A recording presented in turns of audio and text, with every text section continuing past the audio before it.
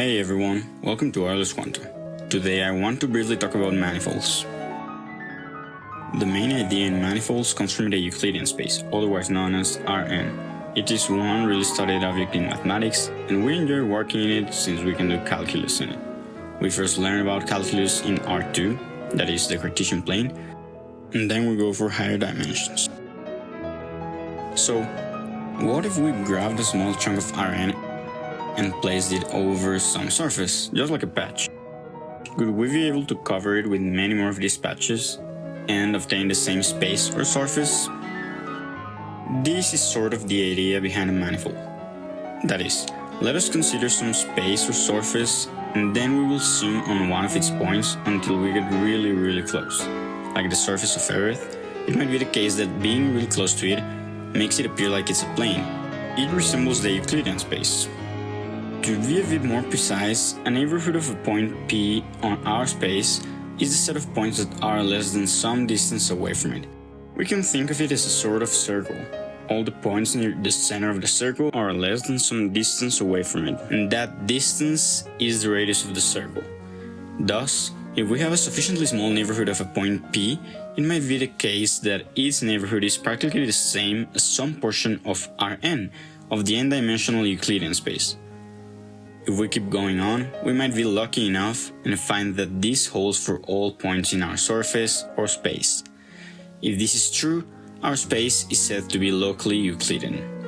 This is the core of what a manifold is, some space which is locally Euclidean. More generally, we want a space such that for any given point, there exists a neighborhood of such point. It doesn't matter how small it needs to be for this to hold, it just needs to be non-zero, and that this neighborhood looks like some subset of Rn. While this might make intuitive sense, how do we determine whether something looks like Rn or not? In order to investigate this, we must first introduce a key concept, that of a homeomorphism.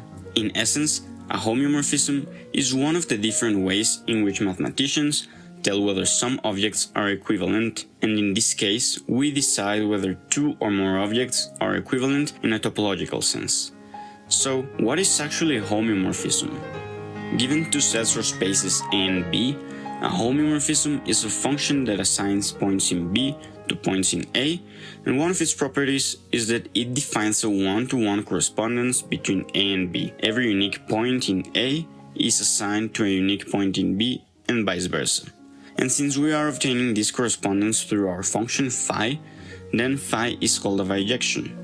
Having this in mind, note that given any pair of points connected through the function, it doesn't matter whether one of the points in the pair is mapped to the other one or vice versa. That is, we can run in both directions and don't get lost in the way. This means that there exists an inverse function to phi, a function that relates the points in the same way as phi does, but in the opposite direction. The second property of a homeomorphism is that it is a continuous function.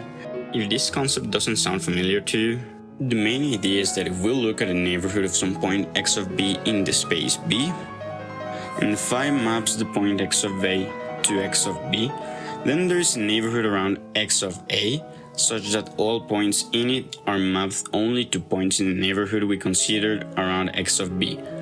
This is important because we can choose an arbitrarily small neighborhood around x of b, and we will find a neighborhood around x of a such that all the points will be mapped only to points that are really close to x of b, which means that the function will in principle not have sudden jumps or disconnections. Finally, for the function to be a homeomorphism, we also require its inverse to be continuous, so both ways of moving between spaces are nice enough. Let us consider two quick examples of homeomorphisms. The closed intervals 0,1 and 0,5 are homeomorphic. And to see this, just consider the function phi of x equals 5x, and as you can check, it satisfies the properties of a homeomorphism. In topological terms, these two intervals are the same, regardless of their length difference. As a second example, these two shapes are homeomorphic.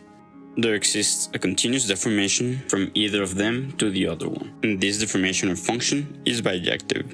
I encourage you to try to think of more examples or counterexamples of homeomorphisms. It should be a fun exercise. Going back to manifolds, This is how we then tell whether an object looks like Rn or not. Then, a space is locally Euclidean if for any point in it there's a surrounding neighborhood, let us call it U, that is homeomorphic to some subset B of the Euclidean space. Finally, to make this a bit more formal, another property of a manifold arises from the following idea. Let us call our space M. Given any two distinct points on M, we want there to be surrounding neighborhoods of these 2 points that do not intersect with each other. That is, we want our space to be nice enough so that points can wiggle around and not bother one another. A space that satisfies this property is called a Hausdorff space, in honor to Felix Hausdorff, one of the founders of modern topology. Having talked about these 2 properties, this is fundamentally what a manifold is. As you've probably noticed, a torus is a manifold, and so is a sphere. As a sanity check, yes, the Euclidean space is a topological manifold itself. While there's some technicalities missing with regards to the dimensions of spaces, hopefully this is intuitive enough so that you can fill in the technical gaps on your own, or maybe I can do a different video with the full story, but as of now, that's out of the scope of this video. For those of you who might be curious, and I assume you are since you made it to the end of the video, I'll be leaving links in the description with references that will hopefully help you fill in the gaps and make everything I said today rigorous.